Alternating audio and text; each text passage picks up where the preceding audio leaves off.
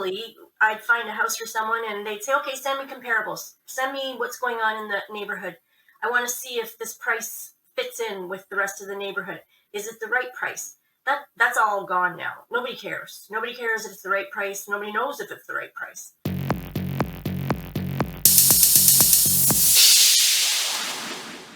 Hello, OneSunnyDay.com podcast. Today my guest is Bonnie Glen. Been a realtor for many years, and today we're going to talk about the current goings on in real estate and what we're experiencing now. Hello, Bonnie, and welcome to the program. Hey, thank you. Happy to be here. Thanks. So maybe we should start off. Obviously, these are exciting times in real estate. And so why don't you start off telling us what you would normally see in real estate? What would a normal market be? And then you can tell us how it's different now. Okay, well, spring market is usually very strong. It's the strongest market of our year. We'd expect, just to put it into context, in Burlington, we'd expect to see about 350, 400 listings on the market, and that they would generally sell in, kind of under 30 days, and for somewhere around 98 to 99% of the asking price. That's sort of what I've seen if I were to take the whole last 10 years and say, here's what I'd expect. But today, there's, I think, about 130 properties on the market right now, all under 30 days, most of them under 5 days, selling in 9 days or less on average, and for about 110% of the asking price. Right. And so that's just driven by the sort of massive demand in the area? Yeah, because our sales are up by, if you compare it to 2019, because 20, obviously there was a bit of an issue there, but compared to 2019, sales are up by about 60%. So there's lots of inventory. It's coming on. There's tons of new listings. There's no shortage of new listings. It's the demand side of it that's just out of proportion completely. So where are these people, coming from? And then where are the people who are selling going? Yeah, well, I would say we definitely have had a huge migration from Toronto to the suburbs and to rural properties. So I would say probably 50% is coming from somewhere else, urban environments, and then the other 50%, and this is rough, are people just moving from, their little townhouse. They're selling their townhouse for some insane amount of money, and then buying their next house for an even more insane amount of money. But it doesn't matter to them, because as long as they can make their mortgage payments work, that's all they care about. They don't care if the property they're buying the value is there. They don't care if they pay $2 million for it. It's really only worth 1.5. They just care if they can make the mortgage payment. But in my experience, that's pretty much everyone. Like when you talk to people, the average person, about their mortgage or their car payments or whatever they're doing, right? It seems to in their head just come down to the fact that I'm paying X a month and I can make that payment, right? I would say up until this year, not so much. It was more, typically I'd find a house for someone and they'd say, okay, send me comparables. Send me what's going on in the neighborhood. I want to see if this price fits in with the rest of the neighborhood. Is it the right price? That's all gone now. Nobody cares. Nobody cares if it's the right price. Nobody knows if it's the right price. And even banks, if you can imagine what it's like for appraisals. I mean, I just sold a house, I didn't sell it actually. I put an offer on a property that was listed at $1.3 million in Oakville, and it sold for $1.9 million, and it shouldn't have. That's probably $400,000 more than it's worth. So what's sort of going on behind the scenes then is that these people who are buying, like, the most important thing has become this house, that they can move into this house and live in this house in the near time range, because and is that just because they're driven out by sort of the COVID restrictions? They're like, I need a backyard, I need a place to do my office, et cetera, et cetera. Well, you have to assume that's got a lot to do with it, because why is it happening now so fervently? I mean, it's got to be something to do with that. I mean, we don't have a lot of immigration coming in right now. Well, we do, but not enough to kind of for this kind of result. So I don't know. And then there's a lot of investors out there there are a lot of foreign money is buying houses. Hamilton is full of it. Hamilton is just insane right now. You used to be able to go to Hamilton and buy a modest home, and for first time home buyers, that was the place they go if they only had 500,000 or something like that. To now, I mean, good luck buying something in Hamilton. Well, I was saying that to my dad back in the 2% interest range when you could get this huge 10-year loan for 2 to 3%, and I said, I was saying to him, if you're excited because he's got paid off properties, right? There's a lot of money you can free up. If you want to, get a mortgage, which is almost nothing on those properties, free up some money and buy some investment properties just as a protection for retirement, right? Then I'll help you out or whatever, because it seemed to me that was not a crazy thing to do, to say, I need to be protected. Like my retirement savings is in the bank, and if that's just going to erode at 10% a year or 5% a year, I'm not going to make it. So if I have some investment property somewhere, that's a better deal for me, right? Adding to that, the reason why there's so much money out there buying these properties is because I think a lot of it has to do with people like me. I have kids that are in their early 30s wanting to buy a house. All of a sudden, that house I have in Don Mills or wherever, Mississauga, went from being worth $1 million to being worth $2 million. And so you've got all this money sitting there, and you're thinking, I might as well why don't I talk to my bank and take some of my equity out and give it to my kids, and then they can buy a house. And a lot of that's happening. That's a big one. Yeah, I mean, that's one of the things that I don't like actually about the sort of ever spiraling up real estate market. Like, because when you have a property in the area, when you're talking to people that don't have a property, they're like, "Oh, you're so lucky to have this property that's spiraling and up," and you can borrow off it, so it can get you out of trouble. Like if you have a couple kids, or somebody has a layoff, or there's some bad event. Instead of being trapped with this multi-$1,000 credit card bill that you'd have no way to deal with.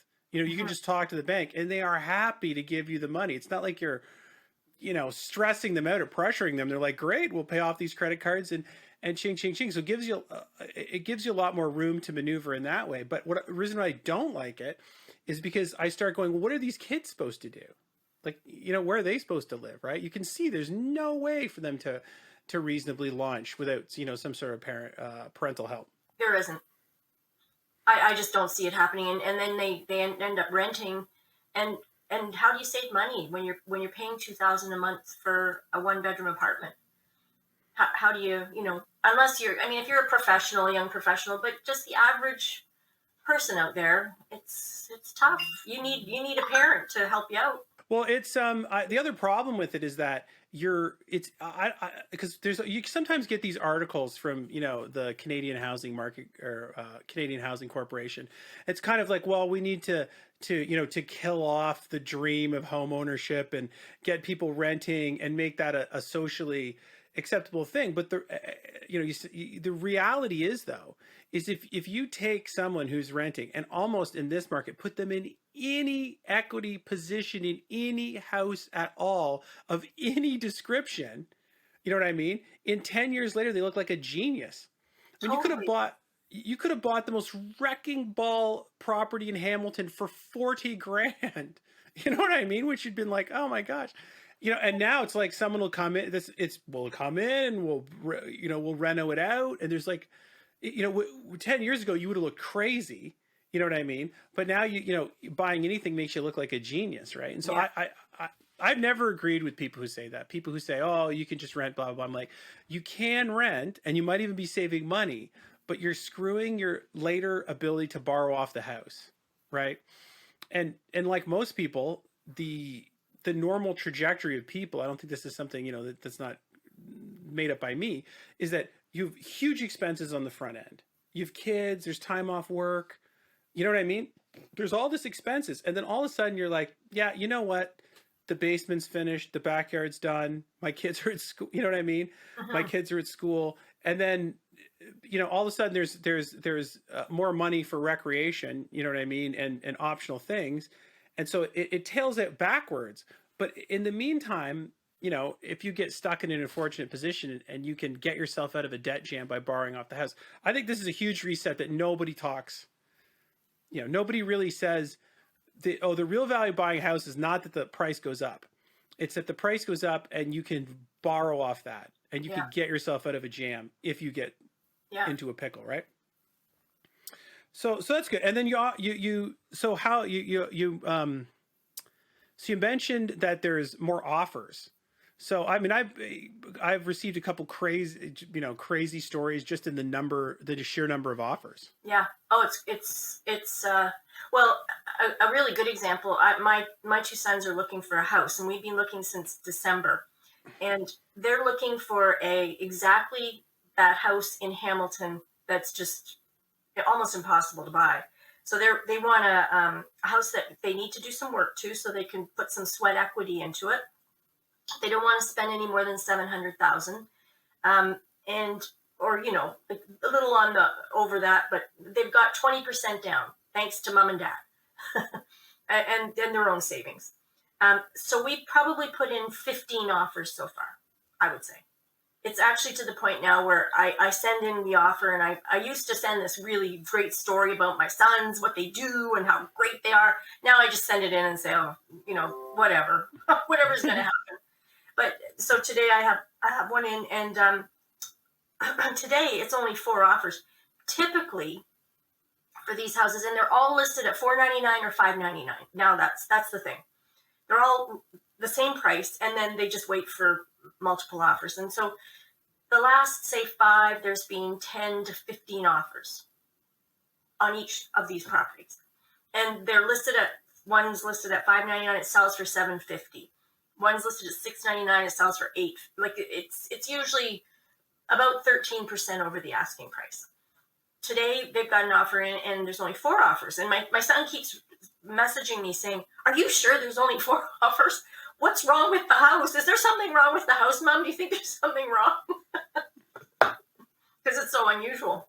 Okay, so this is actually something I wanted to bring up. So I hear a lot of people in op-eds all over the world say that they think if you turn the bidding from blind bidding into the other style bidding, it would be better. What is that other style, and why do people think it would be better? It truly is something we have to look at. So right now, if there's 7 offers, a really good example is the one I was telling you about before. It was that house in Oakville. It was on a little court. It was listed at $1.4 million, and there were I think 12. No, there were quite a few offers. I think there were 20 offers on it.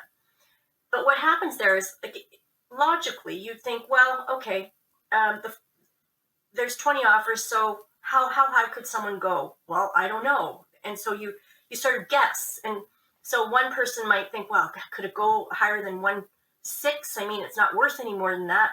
I'll go to 1.650. But you've got some person out there who looks at their agent and says, I don't care. You tell me what I have to put on this piece of paper, and God help you if I don't get it.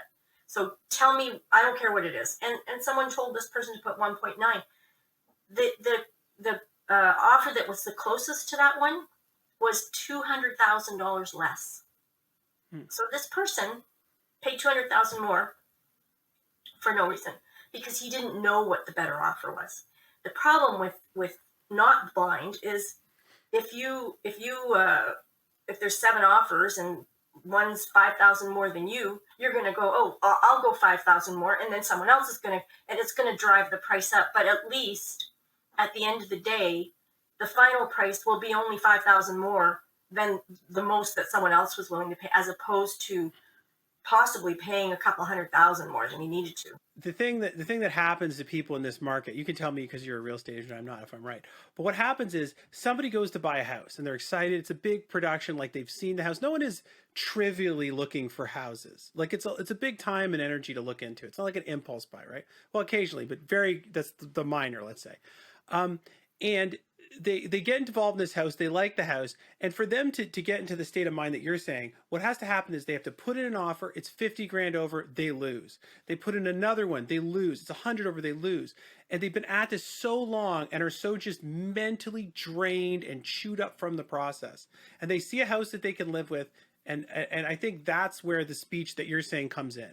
I can't do this again. Get me this house, right? Yeah, or it's it does happen. Like there's been another one actually near where we live on North Shore. There was a house that was for sale, and it's one of those houses that a certain market sort of dream about having. And so in that case, it might have been exactly the house this person wanted, and they said, "I don't care what I have to pay.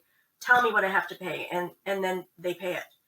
So there's the two: the buyer fatigued buyer, and then the person who just has to have the house because it's perfect. Right, it's their dream house and it's got no problems.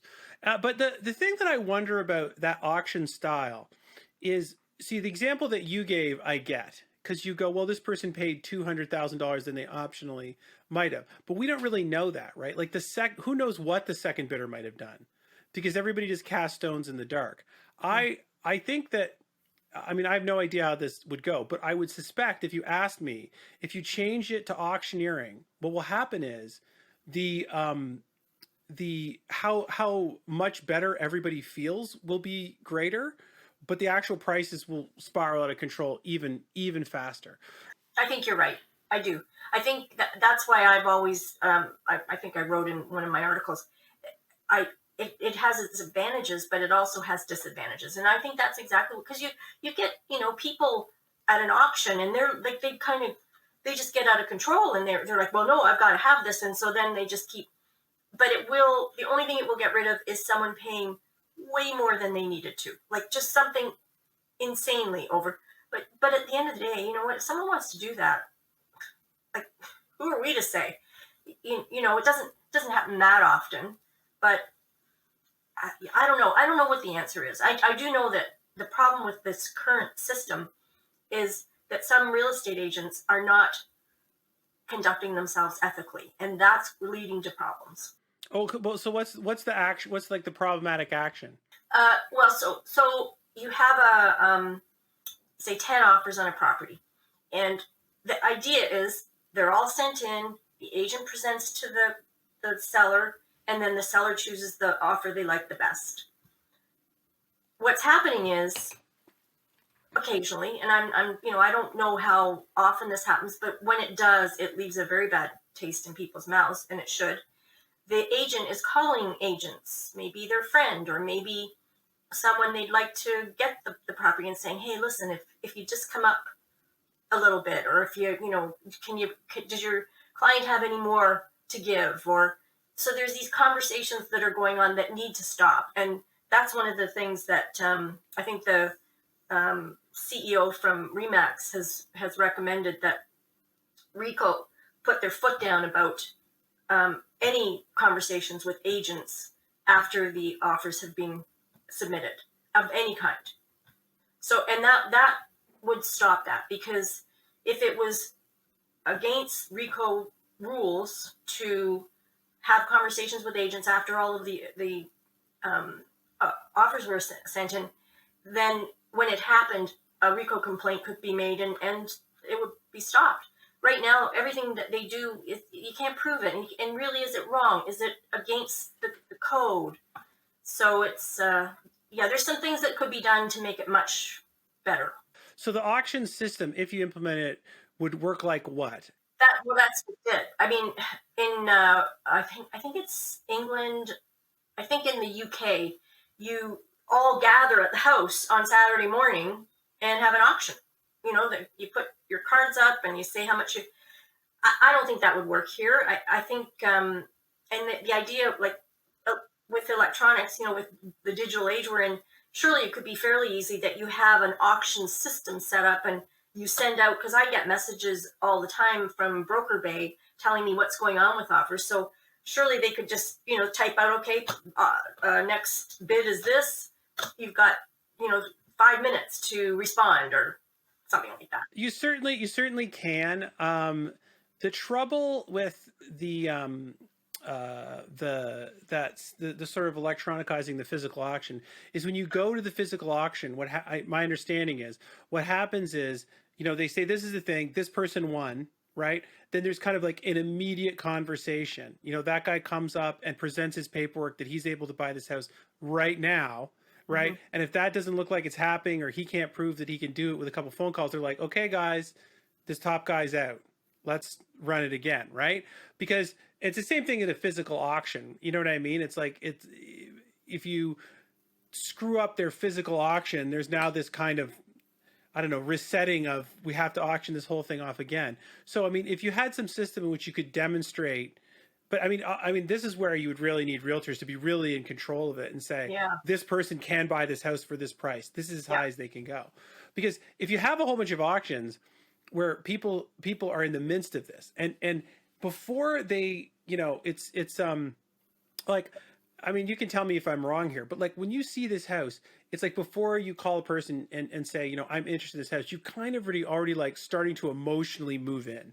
You're like, I could move in. I'd be near this park. Here's where my car would go. Here's where my fridge would go. Oh, I can do this with the basement. You're like just building this future of yourself in the new house. You have to, you know what I mean? To sort of Yeah. be willing to do it. And so if you're sitting there and whatever discussion you've had with your, significant other, yourself or whatever, but this is how much we can pay. This is how much we can pay. And you go to 800 and the next guy says 805. You're like, well, surely we can get to 810. Yeah. Surely we can get to 815. Surely we can, scrimp and save, and maybe there's no Christmas, maybe there's no vacations for 10 years. Like it's I'm not kidding. I think that No, no, it's true. Very true. I could see the emotions getting the better of you and making, and then you're right. Like, how do you make sure your agent would have to be your representative? I assume, and they would have to have pre-qualified you. But an agent's not going to guarantee that someone's going to be able to buy this house. They're just going to, say, yeah, they told me they can buy it. So it's very complicated. It's not as simple. Oh, let's just go to the auction sort of model. It's not that simple. You're right. yeah, but I'm glad you agree with me, because when I read the op-eds, it's presented as one of these things that will cool the housing market. Yeah. And I say no, now you're going to put this, you're going to have these two emotions. You're going to have the emotion of losing. People don't like losing. Oh, I'm losing this guy here. I'll show him, all sorts of crazy crap. And I think honestly, I sort of, prefer the world, because that guy that paid 200 grand extra to get or guy, girl, couple, whatever it is, to get that house, he wanted that house for that price. You know what Yeah. I mean? He's Exactly. moving in. The person Hmm. who sells the house has the money. It's not like some evil, it's not like the money No, was deflected to some, secondary evil organization, right? It's, it's true. It's true. I mean, if someone wanted to pay that amount of money, then that's awesome for the seller. And if they can afford it, hey, more power to you. Knock yourself out. yeah, I mean, they paid it for, they paid it against the future value of screwing around. And it's funny. I overheard this exact conversation because the house next to mine sell, and I was in the front yard, and there was a set of people out there talking to their agent, and they were having the same conversation you did. They were like, if we don't do this one, is it a week? Is it a month? Is it 4 months? Will we ever find something? Will we ever find something? And because it's more terrifying when you see the price escape, right? Mhm. When you start looking around and you say, "Oh, these houses are escaping the maximum amount of money I can afford," right? I'm going to get locked out of this market, Yeah. And then what am I doing? Am I going to Am I going farther afield? I know less about that housing market, right? You could tell. You could tell. You could tell me house in New Brunswick was worth whatever. I wouldn't know. Sure, right? It's the same thing. Nobody knows. You start comparing it to similar things. It's similar time scale, and try and get some construction of what's fair. And then, so you mentioned earlier, you got a lot of people who are moving from their sort of like condo and saying, I want to rebuy the market and into the house kind of thing, right? Yeah. I'm finding a lot of young people who bought condos in downtown Toronto over the past, say, 5 years. They're selling it. I think the condo market kind of is a little softer in downtown Toronto, but it's still not. You can still sell your condo, and they're taking their $200,000 worth of equity or whatever it is, and and they're buying, $1.2 million houses, and they're ending up with big mortgages, like $1 million mortgage, which, is mind boggling to me. But it's all good because they can afford the mortgage payments, and they've all got solid jobs. When it's now, if you're trying to do that, do people sell first, buy first, or what do you recommend in the sell buy? Yeah, that's a good question. Up until about a week ago, I would have said you got to buy first because it's who knows if you're going to find something. You could be homeless. I've got a few homeless people, not literally, but pretty close. But now we're seeing a bit of a change in the market. So things are starting to, we're not seeing as many offers on properties, and we're seeing a lot of offers held off and no offers on properties. Not enough to sort of say the market is, come to ground to a halt, but it's definitely changing. And so if you were to buy first at these high prices, and let's say 2 weeks from now, the market kind of softens, and it could, if you're relying on a certain amount from your house, unless you sell within the week of buying and selling, you could be in a new market because it can change on a dime. So I'm a lot happier when people sell first and then buy, because then I'm not stressed about getting their house sold. I know that they're going to be okay. But I know a lot of people don't like doing that because they don't know where they're going to go. They want to sell their house and have nowhere to move. So it's tricky, very tricky. Well, and then secondarily, you've got meddling, right? You've got like the Canadian Mortgage Housing Corporation that's got this stress test mechanism. You know what I mean? And then the problem is people are approaching them. They're saying, this is your problem to manage. Mm-hmm. And they don't say, we can only do so much. We're not buying and selling houses. They sort of say, okay, we're managing it. We're managing the stress test. We're puppet mastering this huge market of people, right? But you don't know that tomorrow they're not going to come out and say something. Crazy. That's exactly what I would have said. Just crazy. And when these crazy things start executing in real life, you can tell that there's and listen, I have nothing but appreciation for people who are so screwed they wish they had parents and a way, you know what I mean, to get $500,000 together for a whatever, right? I completely appreciate that they're like, this is, we're talking about problems that they wish they had, for sure, right? But when these people, you'll put people in this complete screw job bind, but it will still be them selling a property that's optically worth, whatever, 800 grand, and then optically getting screwed. And it'll be like, oh, people are getting screwed who just sold their $800,000 house. And the news articles will be like, boohoo for them. And you're like, yeah, but it was mortgaged all. It's not like they really had 800 grand, right? There was a mortgage behind this, and it will seem externally that people are getting screwed with $1 million houses, but we won't be able to say that's just a professional down the road, that happened to be able to finance that. They don't really have $1 million, right? Yeah, the biggest concern in when you've got this very overheated market is like in 2017 when similar conditions, and then the feds put those restrictions on, and within you blink your eye and suddenly the market died. It just died. It was gone. It came back really quickly, but for about 6 months there were a bunch of people who got caught, and there were law firms that started whose only case was unraveling real estate messes. In Aurora, there's one law firm, it's still running, and it was 3 young guys who had just graduated from, or were called to the bar, and they started this firm, and all they did was help people get out of real estate deals, and Right. charged a fortune, and there were a lot of them. And that's the thing, we as realtors need to protect our clients from that happening to them. At least I do. And so I'm a cautious person when it's, especially in these conditions.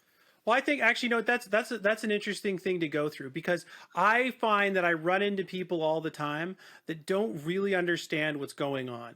Like, they don't really understand what's going on. They're talking to a realtor, they want this house, but they don't understand the mechanism that when you are filling out those forms in the realtor, right? You're arming up a legal contract, Yeah. right? And that legal contract is has this I don't know, independent force in the world, regardless of anything else. You've made this agreement, and now that if you fail to live up by that agreement, lots of other parties can say, "Well, hold on, you made this agreement, you failed, you've damaged me." Yeah. Right? Yeah. I can't you even? This is a good question. Don't even some people sort of have like down the road damages, like your deal screwed up my deal, screwed up this deal? Yeah. A lot of people think when they do an agreement of purchase and sale, there's a deposit, and now it's quite high. So let's say it's $50,000. I can't tell you how many times I get the question. So if we don't close, do we lose our 50,000? And my answer always is, oh, that's just the beginning, because you will not only lose your 50,000, but the sellers will sue you, and if they've bought a house, those sellers will sue you, and there's so many people who will sue you that it would be just, you'd be in a world of pain for years. So I always, my advice is, you're going to do this.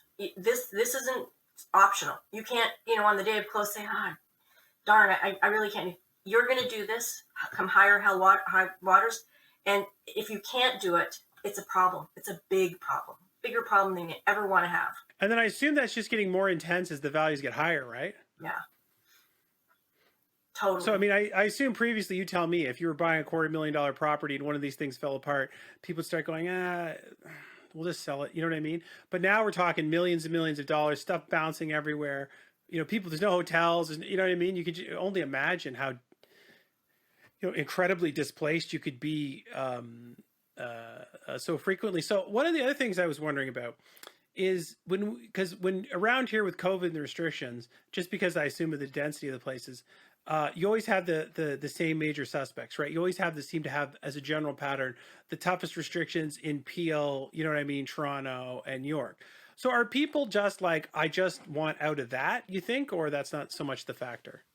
No, I mean, I don't think. Well, Toronto maybe, like the condos. I know condos, as you can imagine. I mean, who wants to live in a condo during COVID?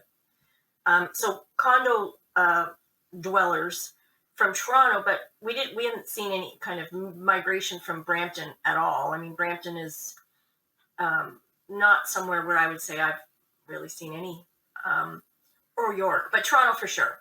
The Toronto market, that's where 50% of our buyers are coming from, at least, maybe more. So even with the restrictions, if you just, I mean, we're obviously, wildly generalizing here, but just as a general pattern, it's not that the person is in, Toronto in their single, family house down by the beaches, which is nice, and they're just like, I'm sick of the restrictions, I'm getting out of here. It's more like they're I want out of here, and I want sort of something different, big rural property, or to take whatever their situation is, make it bigger and more expansive. Yeah, I'd say so.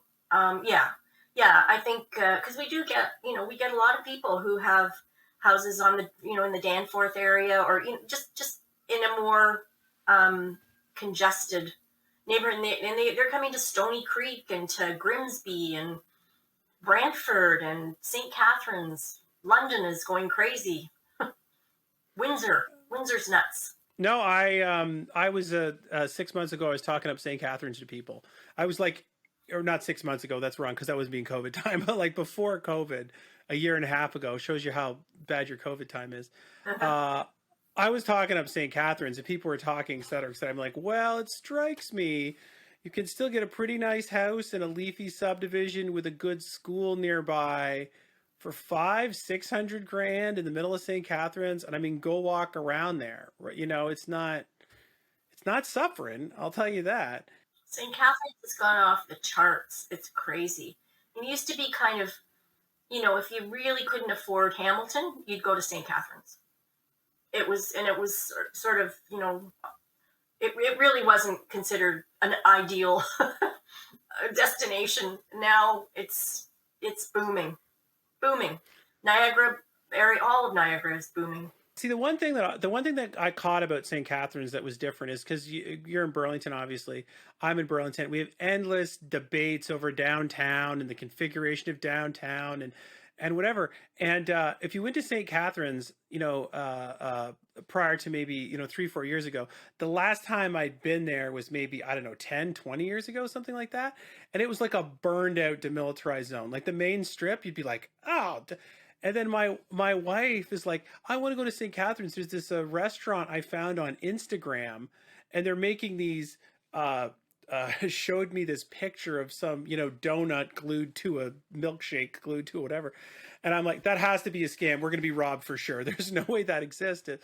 And then I went there and I'm like, look at this. This is crazy. There's just like a high end ice cream store by a high end bakery by a high end donut shop, and I'm like, this is like we're overthinking things here. They have this whole strip. It was all revitalizing in the middle down there, and I went. This is going to be a big thing. People who catch on to the fact that they can have a house and walk out to this like on Saturday, Sunday, because there's a lot of like houses around that region. They have a cliff on one side, which is sort of not completely ideal, but it's still there's still lots of people that can go over a bridge or whatever and walk to it. And I said, people are going to be into this. They're going to be like, oh, this makes me feel safe. This anchors me here. I can see living and work in this region. So, I mean, the question is, does Humpty Dumpty go back together again? I mean, this is just pure speculation. But, is there some reversal in the future where people are like, I want to get closer to Toronto, right? Well, that's the big question. I mean, that's the big question everybody's sort of asking. And um, I think some of that's going to happen for sure. Some of these rural properties, honestly, rural properties, there are for every rural property, there's 50 people who want to buy them. It's insane, and some of them are just falling apart, but there's just this huge demand for it. And I do wonder, someone gets out there and do they even know that there's a septic system? Do they have a clue about wells? Do they even know, what's allowed and what's not allowed? And I'm sure most of them don't. Listen, my dad tells this story. Living in Campbellville, he's got two great stories. His first story was that they experienced a septic tank pump failure, right? Which then just loads sewage into the lowest point of your house. And then his punchline is he was constipated for 20 years after, couldn't relax going to the bathroom. And then his other horrifying story, which I'll just leak out to the viewers, is he can remember just basically waking up one morning, going to the shower, and the interest rates were 12%. He remembers this time period, right? And he's like, if the rates don't go down, I'll lose this house. That's it. There's no way to make it fly, right? And you can really see that lining up again. And the average person comes out and says, well, the Bank of Canada says there'll be low rates forever. I'm like, nah, they say a lot of things. Yeah. Yeah, I don't know what happens to like. Will the feds allow interest rates to go up above 5%? I don't really think they will, unless there's some catastrophic event that not that we aren't experiencing one now. I don't think that's going to happen, but it could. But like when I bought my first house in 1981, and 82, and the interest rate was 18%. Yeah. But the house was 100,000, so totally different. Well, bizarrely, though, that side is much safer. It's much safer to buy in crushing interest rates, but the house is much lower than the reverse, right? Totally. Because the rates can always go down. The thing about interest rates, I'm no expert. I mean, I have a little bit of MBA behind me, but not a whole MBA even. The basic problem that the feds get into is when they're crushed on two sides, right? They don't want to sit there and go, we're going to make this interest rate and throw people out of their houses. They're not excited about it. They're not stupid either. They know that they can see, they have very good statistics at how much money people have in the bank, how much are in this real estate, and they don't like getting close to it. But they have some other problems too. Their other problems are that they can't have people whose whole retirement was based on saving $1 million. You know what I mean? I read this article that was today in the paper talking about this person of modest income who'd managed to save $1.6 million for retirement, and they were retiring at 49. Like 49, you can live for another 40 years Yeah, easily. easily. Yeah. And if you are living in a world of, the of 5-10% interest, or not interest but inflation, Yeah. right? You will whatever. And I mean, this is obviously not diagnostic, but I find it completely obvious that things are getting more expensive. Raspberries are more expensive. Like just anything, you just go in the store and you're like, that's not normally what that costs, you know. Yeah. Uh, and this is outside of building materials. That was another. Interesting question. So is this ramping up in building materials? You think dissuading builders, or they're like, forget it, we'll get what we're getting for a house, we'll build anyway? Yeah. I don't think it's. I don't think it's going to dissuade builders. But what's happening right now is, um, people were going to renovate their house. Like I've got a lot of people wanting to renovate their house. They got a quote 3 months ago, and it's almost double now. And so we're seeing people who were gonna renovate are saying, forget that. We're gonna sell the house and buy a new one that suits our needs. So it's interesting what this all these crazy prices in building supplies, like everything that you can possibly buy has gone up, and it continues to go up. It goes up by the week. So we're talking about the feds and what can they broke, right? The problem is they can't brook. They real hyperinflation, they know is a complete disaster. There's a couple things that will trigger them. So I mean, I can't speak for them, but they will, if you ask me, in their little bee heads, if they decide the deal is either Canada has 10% interest or the Canadian dollar is worth 33 cents of a US dollar, they will just go in their head, if we try and make everyone buy, because all the imports from the States are just dramatic, right? If we try and make everyone buy with Canadian dollars at 3 to 1, right? We're going to produce a self death of inflation. Like it'll just be like this death spiral, right? And so they will. My point is, there's all these things where they'd like the Canadian dollar to be a little weaker than it is now. Don't get me wrong, but it can't be worth 20% of a US dollar, or it's bedlam in Canada. Mm-hmm. And if you put them against two grindstones, the interest rates becomes their least terrible form of medicine they can think of, right? Mm-hmm. Because minus all this quantitative easing, which is where all the money's coming from for all these houses at the end of the day.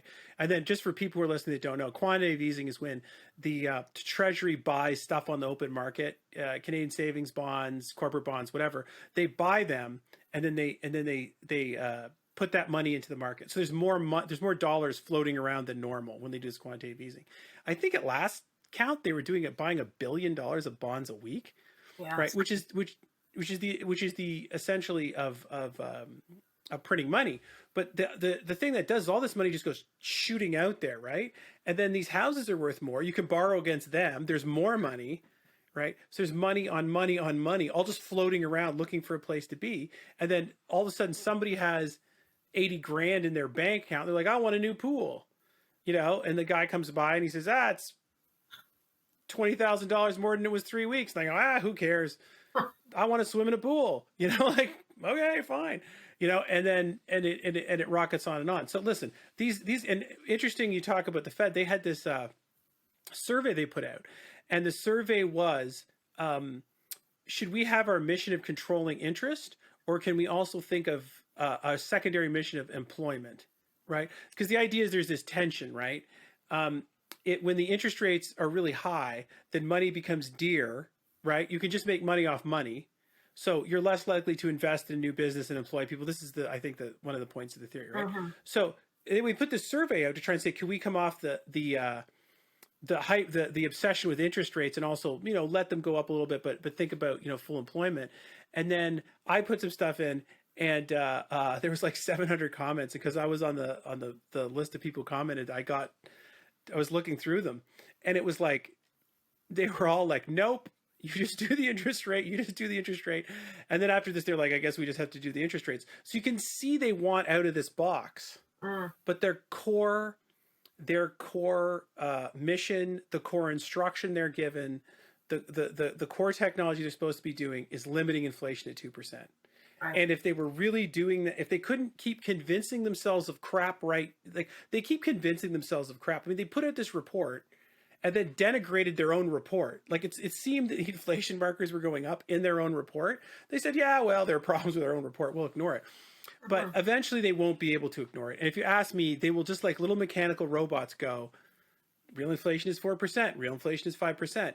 And because the reality is they can't save every, they can't save everyone in planet Earth.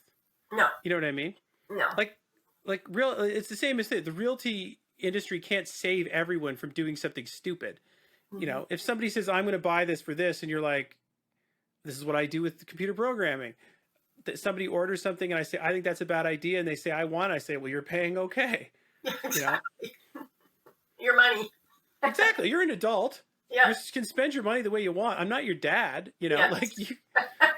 A lot of people seem to have this idea. This is a good idea, a good time to become a realtor. I don't think it's a good time to become a realtor at all. But I don't think it's ever a good time to become a realtor, to be honest with you. I think there are way too many realtors out there. I mean, I don't know how many. There's like 30 or 40,000 realtors in Toronto. I don't know. The number's ridiculous. And what it does is it takes this, what I consider to be a profession, and I take it really seriously. And it becomes just, people, they become a real estate agent and they sell their best friend's house and maybe one other one that year. And so there's all these part-time, inexperienced people who are taking your most valuable asset and disposing of it for you. And it just, I think, the education program should be much more intense. I think it should be very difficult to become a realtor, just as it is to become any other professional. And I think we just let anybody who can pay the $5,000 for the courses and the sign-up fee, and really anybody can get through the courses. They're not difficult. People get through the courses who can't even speak English, and they're not offered in other languages. So how do you figure that one out? So it's I think really, if you're going to be a realtor, you need to be a realtor, and a serious one. That needs to be your full-time job, and you need to take it seriously. But right now, the way it works, anybody can be one. And it's like the old saying, yeah, I got fired from my job. What are you going to do? I don't know. I'll probably just do real estate, because it's like that go-to. Well, and I'll say it's more critical now. Like it's if you're living in a market where you can where as you said, everything's selling 99 to 98% of what it's listed for, which would be the normal market, right? And your biggest problem is you're wildly overvaluating your house, right? And you have some relative doing it, and they list it for a amount of money that's just out of sanity. Well, the maximum negative problem is it just won't sell, right? Mm-hmm. Like that's the worst that can happen, really, under that construction. Mind you're wasting people's time.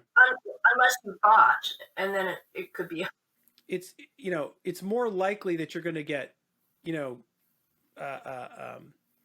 damaged by an inexperienced agent in a high kinetic market with lots of money, with lots of offers, than when there's less offers. And you know what I'm saying? Yeah. So it seems to be more critical than ever that at least somebody could say, I don't know what houses are worth, but I think you're crazy +1 on this offer, Yeah. right? So, right. So it's not so, but I do take what you're saying.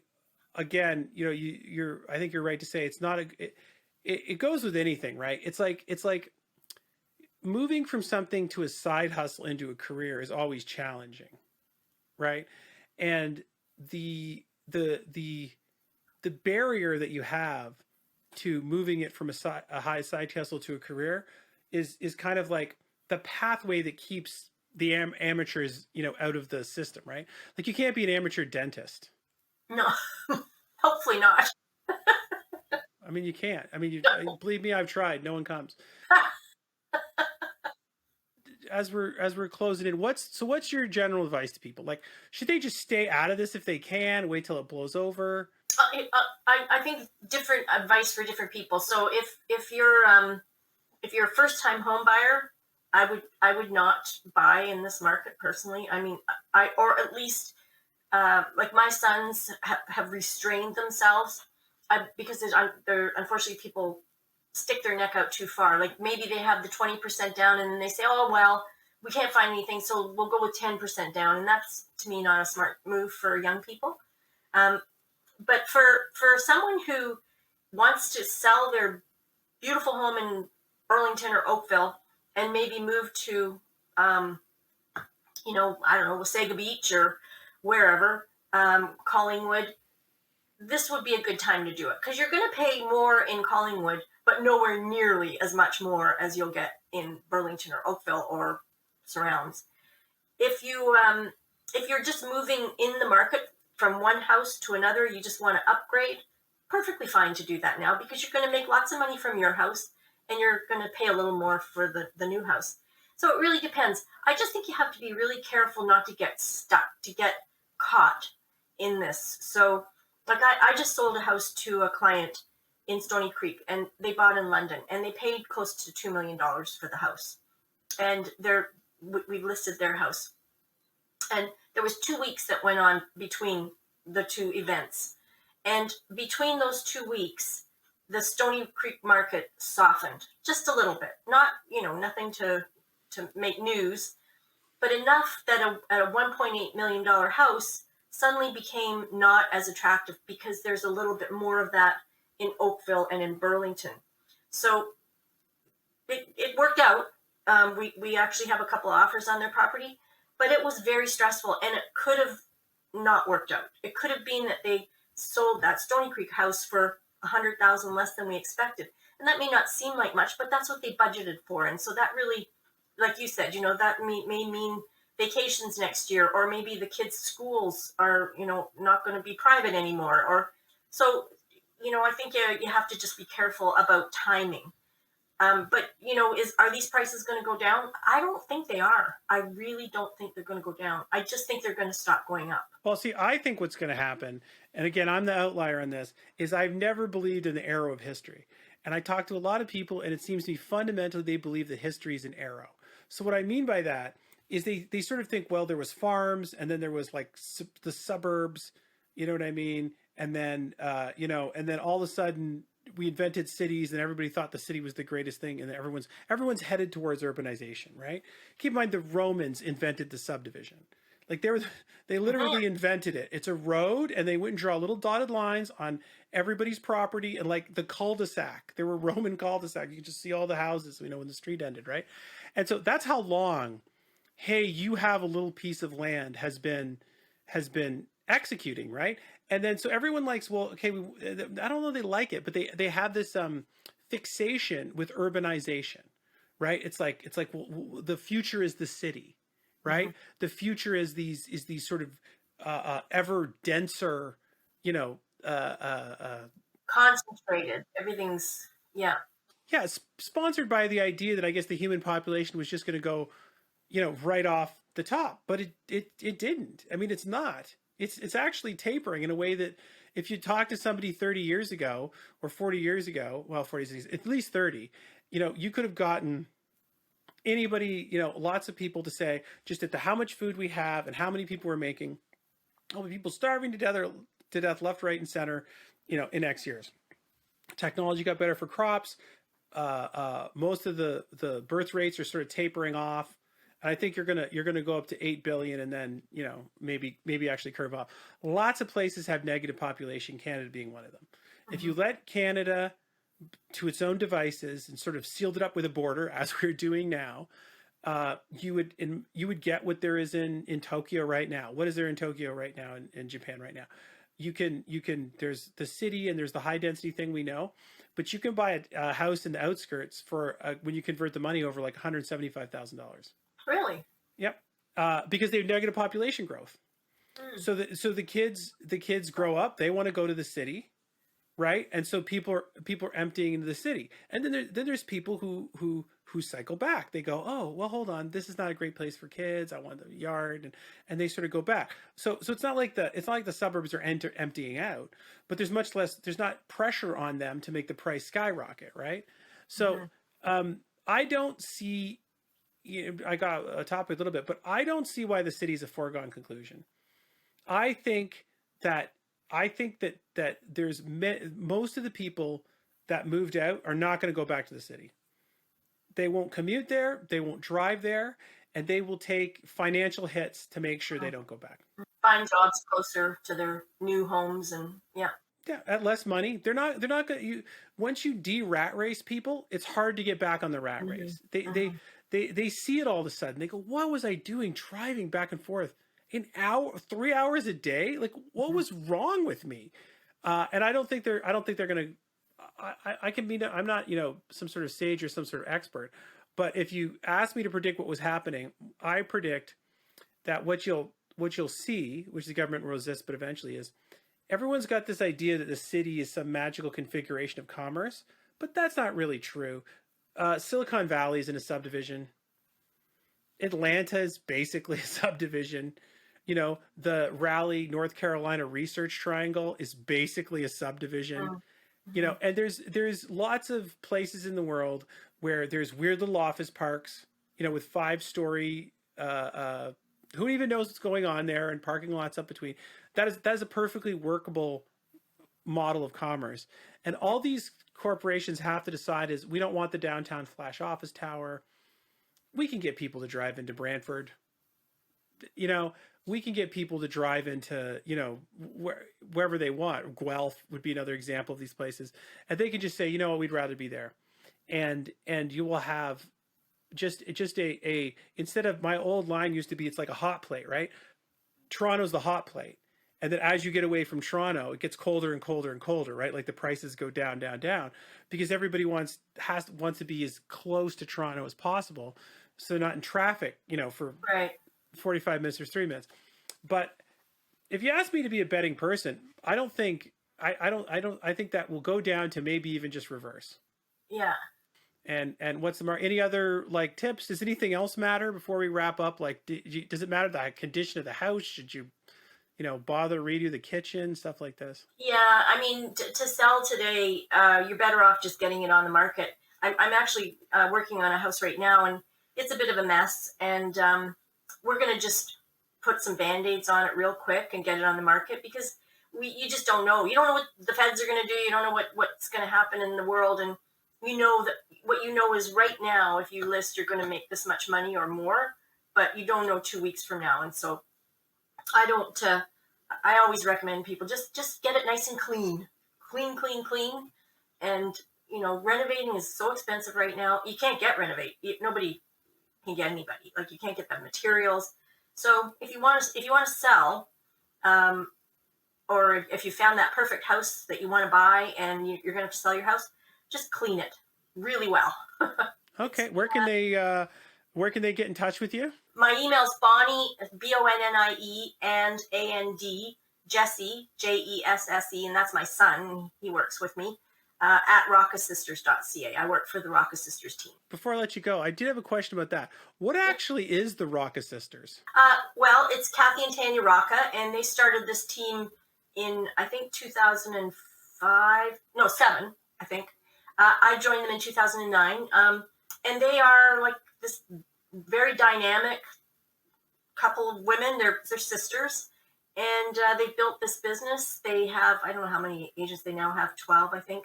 Um, but they're incredibly good at what they do. They're very good at networking and building this business, and so we're the top team in Burlington. So it's like a brokerage. No, it's just a team. So Okay. there's the brokerage, which is the umbrella, and then agents work for a brokerage, and so do some. Like so, Kathy and Tanya work for the brokerage, but they have a team that they have within that brokerage, and I Okay. work on that team. But what does the team do for each other? I mean, I act as a mentor because I'm a senior member, so I provide um, assistance when people have questions about things they've never done before.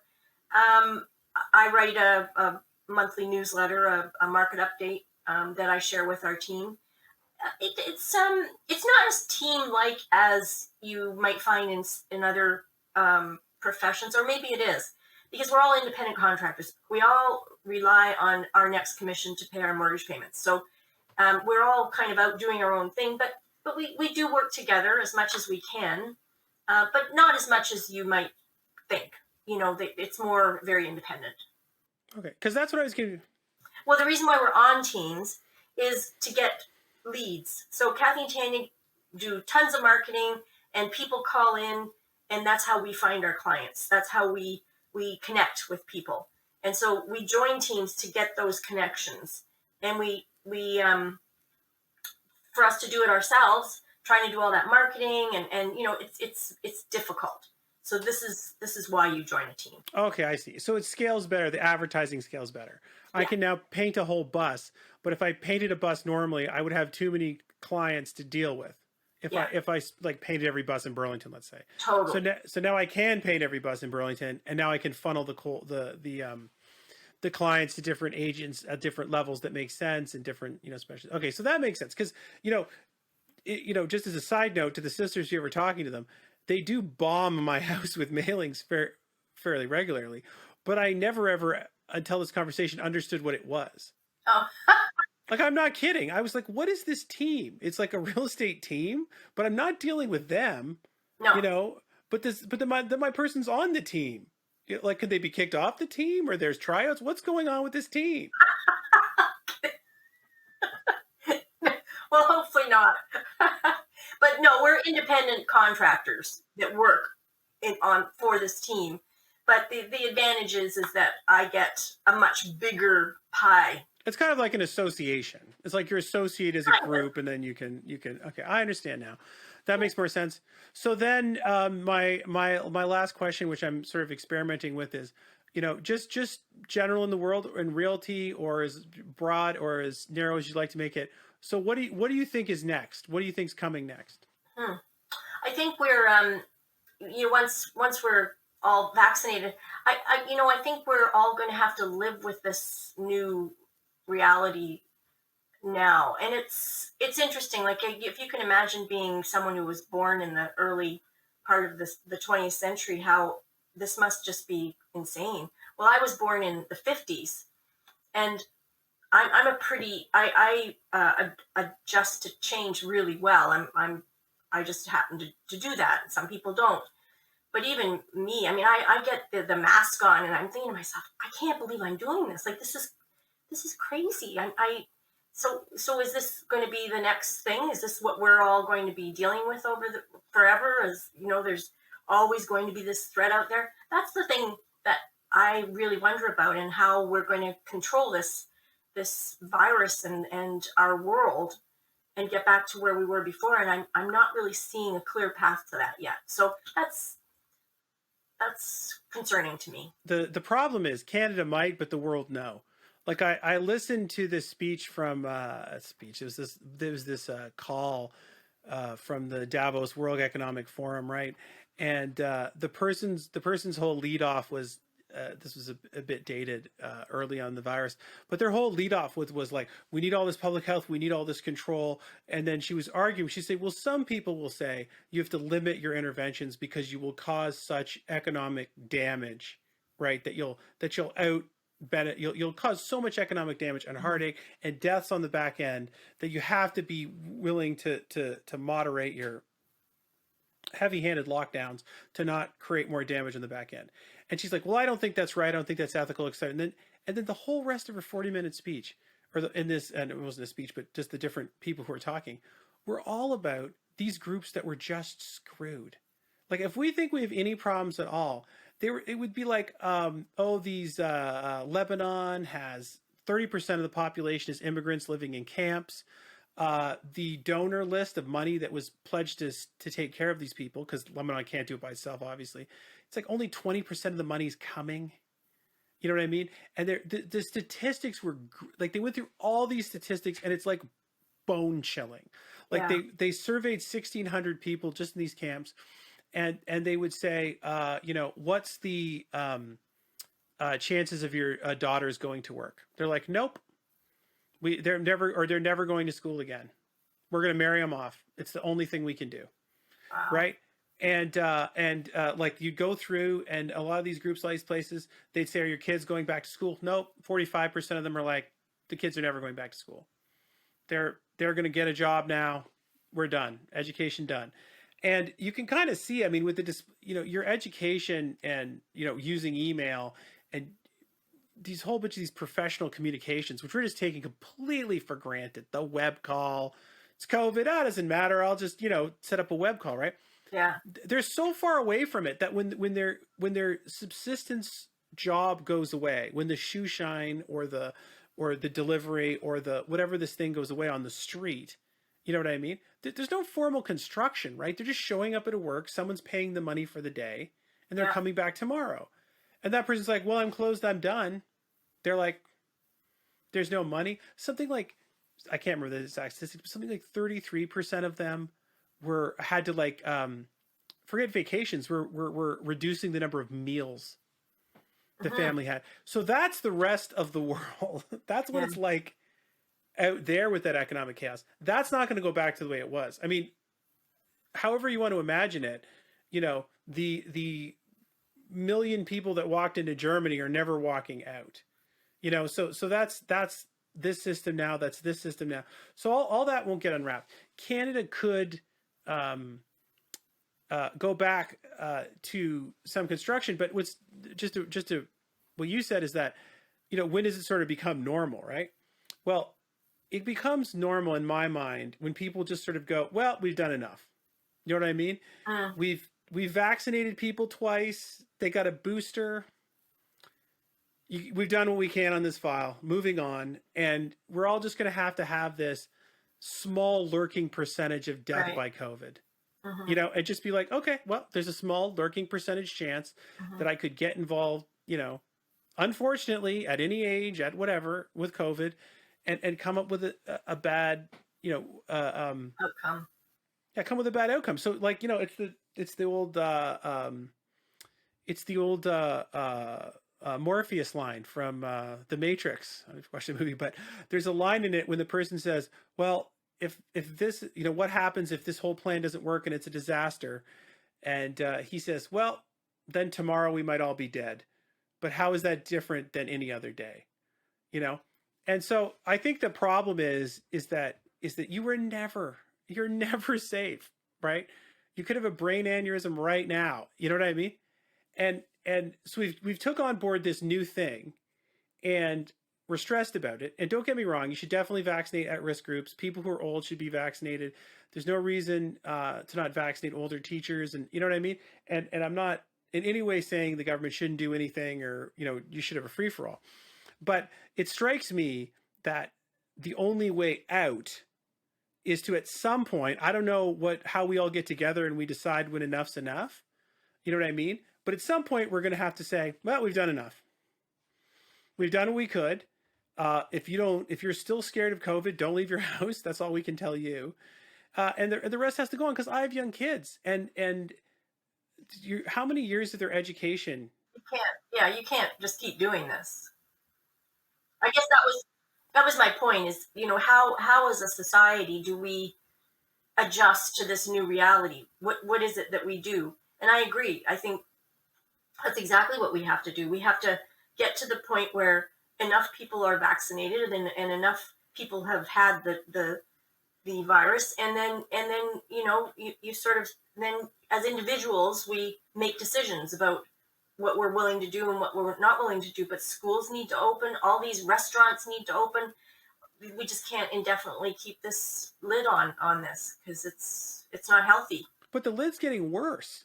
Mm. Halton just put a rule in that says if 5% of people in an office area have COVID, they can close I know, I saw the business irrespective of what it does. that. Yeah. Not looking into, this could be a company that makes parts for sewage plants, right? Hmm. And I was like, I'm going to write a letter on this, because it strikes me right off the bat. I go, okay, what kind of sane company now is like, okay, I got two choices in the world. I can go uh, start this up in Texas, right? Where it's finance city, it's venture capital city. It's just money just blowing around. If you're in Silicon Valley, Texas is becoming like this, but Silicon Valley, the worst idea was operationalized by people. They're just like, oh, great. I mean, this is fantastic. One of the great examples was these guys operationalized this cup, and it was like and you'd put something in the cup, and then your smartphone could tell you what's in the cup, right? This is a real product. I'm not making this up. And it would say like, oh, there's orange juice in the cup, and then give you the nutrition information was in it. And Stephen Colbert had this bit where he goes, where else could you find this information except for the package in which the product came in? Like, it's $100 cup, and this was fully funded. So every crazy idea, and I'm going to live or die by my own sword. Or I come here, and 3 seconds later, I built this business up. Someone just from public health walks in and says, "Well, we've had this outbreak." I'm like, "We're following your rules. We're not following our own rules. We're following your rules. Even so, X people get sick, and they say we're shutting down your business for 2 weeks. Who's going to pay these people? Meh." Like, I mean, that's what they do. They go, "Well, I don't know." The rules, our rules, the new rules. So I'm more, I'm concerned about. Listen, I'm concerned that you're going to take all the people that run these restaurants, all the people that run these little businesses, all the people that run these critical things, and you're going to convince them, okay, that this is just not a place that is conducive to you stably running your business. And they're going to go, screw it. One of my friends in real estate, he moved out to New Brunswick. He sold his house, split it, bought house and cottage in New Brunswick, and is like loving it. He's like, this is the greatest place to retire ever. Shortage of doctors, but minus that, they're not too much off, and he can work remotely, et cetera, right? And to what you were saying earlier, the people who do that will never come back. No. Because they'll never be able to run the money the other way. And even if they can, they just won't. They won't want to. Yeah. But they won't, even if their dream is to do something, I don't know, that has to be done in Toronto. Someone will say, you're going to buy a shack for $1 million and live in it. With it's just your standard of living in your environment gets so much worse, minus friends and family in the area. So I think that, and the kids thing is ridiculous. I mean, they have these kids doing virtual learning, and then it's been going on for a year now, right? So can we test the kids that are doing virtual learning and the kids that were in school and compare that to baseline? Can we get some statistics? They refuse to do that. The school boards, everybody refuses to do it on the basis that it wouldn't be fair to this construction wouldn't be fair to the kids that are virtually learning. I'm like, what are you talking about? The whole point was for me to show you that it's not fair to the kids that are virtual learning. Right. That's why I started the conversation. I'm saying it's not fair to the kids that are virtual learning. You disagree. You think that's going fine. And I say, fine, let's test them and see if it is fine or not. Then you say, well, we can't do it because it wouldn't be fair to them.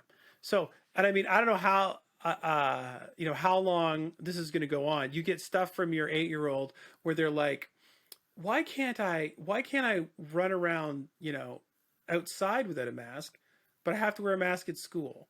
And I'm like, at this stage, I don't know. I mean, that's just the rules. Just do it, is what you end up saying. But yeah, I mean, I'm glad that you're like, it can't go on indefinitely, because it seems to me lots of people seem to think it can go on indefinitely. You know what I mean? No, this has got to end. It's got to end soon. Well, it's not. I mean, it's not scheduled to end before sort of the end of September at the earliest, right? Yeah. Well, that's it. Better. I feel like that if it goes much farther than that, that you're exactly what you said. I mean, we're going to see people leaving this province and leaving, like, business owners. And well, business owners are just not going to be able to continue. I feel so bad for restaurant owners. I order out once a week just to support restaurant owners, because I can't imagine. I mean, I've owned a business. I know what it's like to almost lose it. It's got to be very, very anxiety provoking for these people. And really, why? I mean, I don't know. I think it's got to end. Well, it's even worse, kind of, than what you said for the restaurant people, because if you walk into every restaurant, there was a time when this was coming up in which they said you have to put more restrictions, and the restaurants on their own filled themselves with plexiglass, I like know. plexiglass between the booths, a nice plexiglass with little wooden frames. It looks classy, doesn't look cheap, Yeah. right? And then somebody came in and said, "Well, thanks for putting in all these, modifications at your own expense to improve the health of your clients. Close anyway." Yeah. And you're like, what? And I went to the keg because I signed up for the keg when it was like the time when you had 10 people for anniversary. I just knew the second it opened, I'm like, I'm going to book a spot right now. So we went for anniversary. And you have 10 people in this restaurant, right? And that was And it. oh yeah, it's crazy. It's just nuts. And there's like tables everywhere. Like this, the keg is huge, right? And the owner, one of the owners or managers of the restaurant, was talking to us, and I said something like, I can't remember the exact number, so if I misquote it, I said, "Oh, this restaurant holds like a couple hundred people." He's like, "A couple hundred?" He's like, "This restaurant seats 350 people, and we'd have like 320 filled Friday at whatever." And the scale of it, it's just not apparent to you. You just sort of walk in there and you eat your thing and you leave. 300 people, 320 down to 10. They had one waiter going back and forth, Wow. waiting the tables. And can you just imagine the number of people that are just sitting home, waitresses? And I mean, you can maybe replace their salary, but you can't replace their tips. They're living off tips. I know. It's just awful.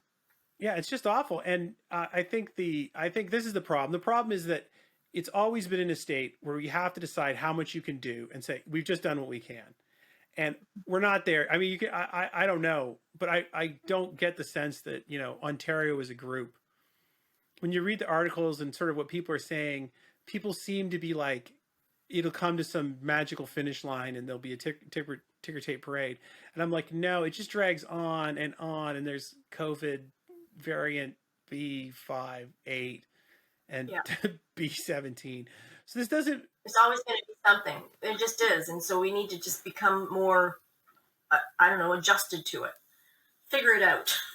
Well, you have to sort of, I think you have to become almost zen like, at peace with the idea that you risk your life every day. Like, you know, I wrote this thing early on to the school board. This was like at the last school board, and I just wrote this thing, and I said, what I want when you guys are putting in these restrictions, I want you to mechanically detail at what levels or at what things that you see in the environment these restrictions come in, and I want you to detail when they come out.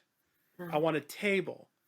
And I said, because if you don't put this in right now, what's going to happen is you're going to get a whole bunch of screwy things that you've developed, not why, right? And they're just going to keep on keeping on. And you're not even Mhm. going to know why they were developed. Mhm.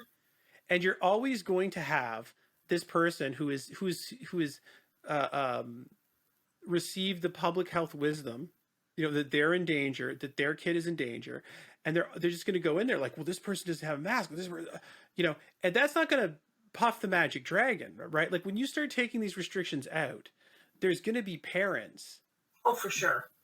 that are like, my kid needs to be in the mask. Hmm. Like it makes me feel, and you're like, well, whatever you tell them is not going to matter, right?